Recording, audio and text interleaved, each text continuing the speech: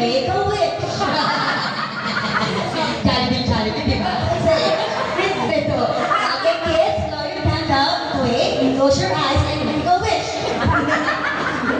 Ang dami mong sinabi na. Close your eyes. Kaya mga mga ano kaya mo? Okay. Adamin, so yung birthday ko pa is yung December 13, last Friday ko.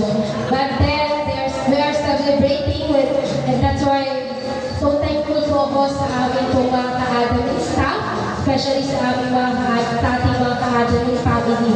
And then especially, I just want to thank God po sa 37th year of existence. No? So napakabuti ng ating Panginoon.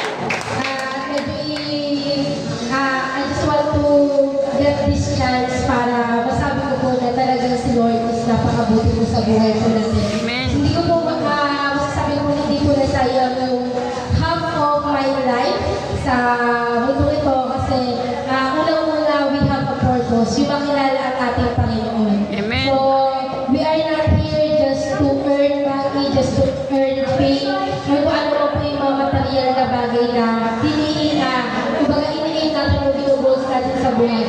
But first thing na dapat natin yung binubuhos sa buhay is yung makilala natin at magkaroon po tayo ng Diyos sa buhay natin. Amen. So, napaka-blessed. I feel so blessed to have my family, especially sa ating Panginoon. And then, this is my first time to celebrate my birthday with a big family. So, ako po ay 12 years na nandun lang sa bahay, taking care of my son, and then a housewife.